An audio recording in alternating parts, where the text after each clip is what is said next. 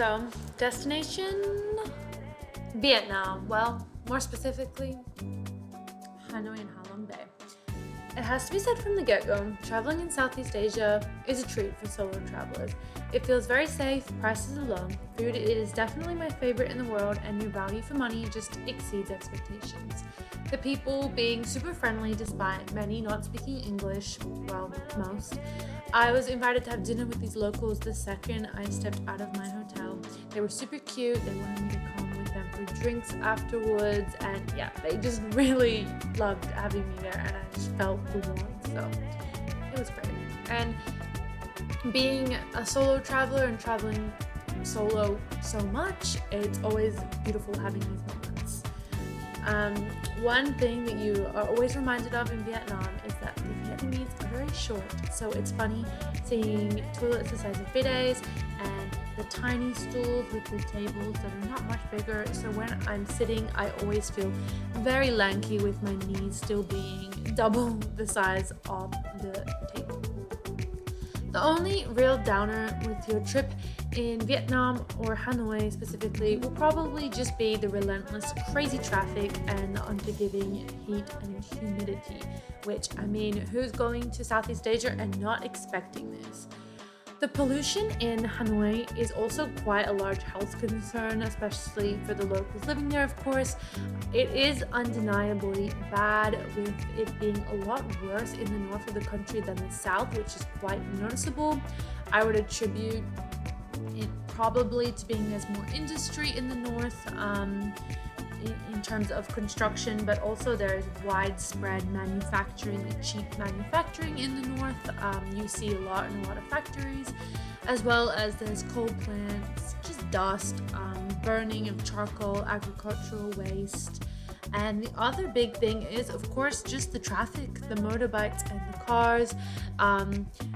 Outside of Hanoi itself, there's also estimated that another 1.2 million additional vehicles come from outer areas every day. So of course, it all just contributes.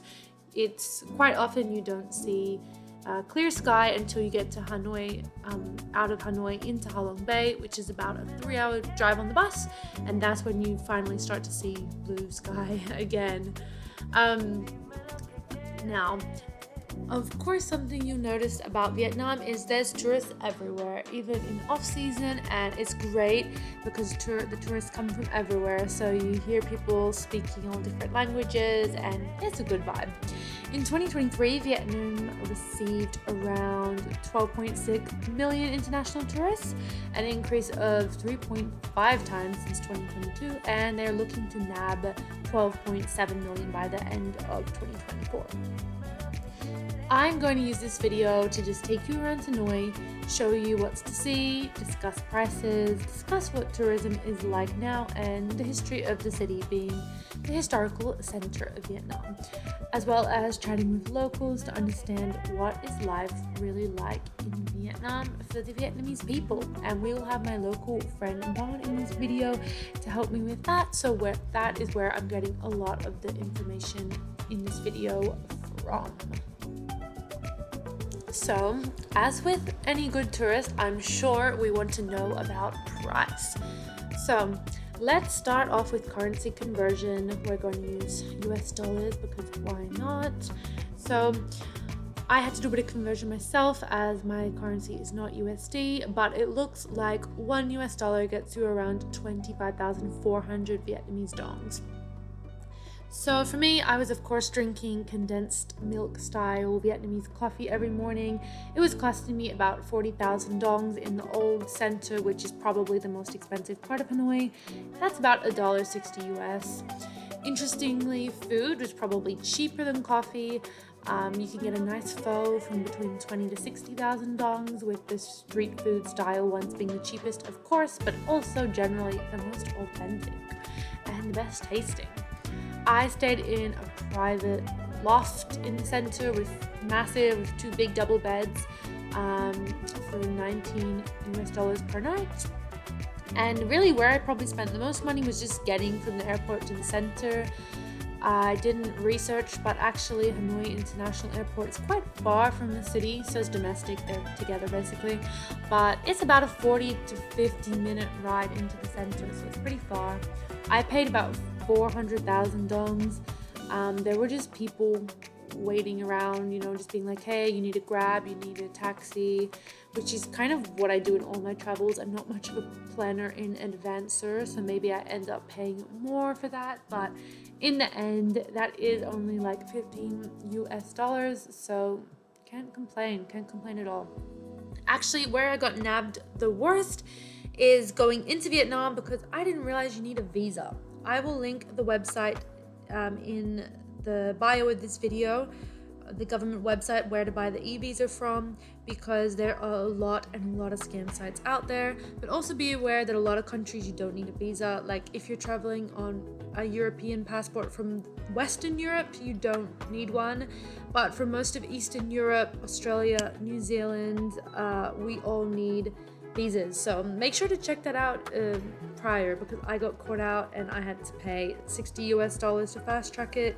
My friend had to pay $120 to fast track it, so something to watch out for. Amazingly, even in the touristic areas, Vietnam does not become significantly expensive. I got us trips with my friend Vaughn to Halong Bay. They were both about $35 each day trips, and even the food out in Halong Bay, pretty much the same price as in Hanoi. And the coffee, even in those, side of the road tourist rest stops, also was pretty much the same price as Hanoi. So that was very impressive to see a tourist area that wasn't a complete rip-off, I had to say. Loved that about Halong Bay. And of course, it's absolutely stunning. Just look at all of this. I was so happy to finally see it with my eyes. But I thought now would be a great time to transition just a bit into the history of Hanoi and the area, because I love learning this when I'm traveling to a new place. So Hanoi is of course the capital of Vietnam, and it's got a long and fascinating history, mainly shaped by its location at the confluence of the Red River and its proximity to China. But of course, because of its historical time and, probably its most famous being the French colonization, at least for us in the Western world. So it is thought that prehistoric times, where starting in Vietnam, go back to before the 10th century, and they think the earliest Vietnamese civilization developed there around 3,000 to 4,000 years ago. And then we move on to the Chinese domination of the area, which was from 111 BC to 938 CE. The region was under Chinese control. So the Chinese influence brought with it Confucianism, the establishment of towns, roads, and canals, and the introduction of a Chinese script, all of which left a lasting imprint on the culture of the region, because of course Hanoi is in the far north, so it's pretty close to the Chinese border. We come to a new area that of course is very famous, being in 1887, which is the French colonization. So Vietnam became part of French Indochina, and Hanoi was established as the capital of this French-controlled Vietnam. So the French heavily influenced the city specifically, transforming it with the architecture we all know of, Western style French architecture today that we see in Paris, in Colmar, in Marseille, all over the country. And when you are there, you can quite easily see which buildings are synonymous with what you see in France today versus what the Vietnamese have built. With it, they also brought Western style education and administration. So during this period, Hanoi of course became rapidly modernized, but also the hub of resistance movements. So the resistance movements were throughout the colonial period as well, which is generally thought to go up to 1945, and Hanoi was a focal point for this, for nationalism and anti-colonial movements. The most significant, of course, was the movement led by the Viet Minh, a resistance group, a communist-led one, and under, of course, the leadership of the now famous Ho Chi Minh, because, of course, Saigon ended up becoming Ho Chi Minh City, named after him. So this would all culminate in the August Revolution of 1945, which led to the end of the French colonial rule. But this wasn't the end of it, of course, because we know from 1946 to 54 was the first Indochina War.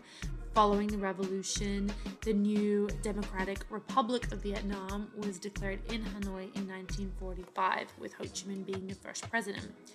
But this led to the first Indochina War between the French and the Viet Minh, because of course the French weren't going to take it lying down, and of course we all know about the Vietnam War and America's involvement going forward in history. But after 1954, the French were forced to withdraw from Vietnam, and the Geneva Accords were temporarily dividing the country at the 17th parallel. Hanoi became the capital of the Democratic Republic of Vietnam, which was the north under Ho Chi Minh's leadership. And then during the Vietnam War, which, like I said, we all know about, Hanoi was, of course, heavily bombed, especially during the Christmas of 1972, but the city endured and continued to serve as the political heart of North Vietnam until we come to the fall of Saigon and the reunification in 1975, which was when North Vietnam was incredibly, as we all know, successful, and they defeated South Vietnam, leading to the reunification of the country under communist rule, and Hanoi became the capital of the whole country, now referred to as the Socialist Republic of Vietnam, which they still consider themselves as today. I always recommend, when traveling, try as much as you can to get out of the cities and out of the tourist areas and into the regions where the locals live. As you can see from the last videos in this clip, that I went to where the locals live, where Van lives, and it's a very different scene. But yeah, it's just super eye-opening and super amazing to see how people live their day-to-day lives in Vietnam. It can be hard, of course, with the language, especially in Vietnam, but just such an awesome experience, even if you just go and see. So definitely recommend a trip to Vietnam. See you in my next video.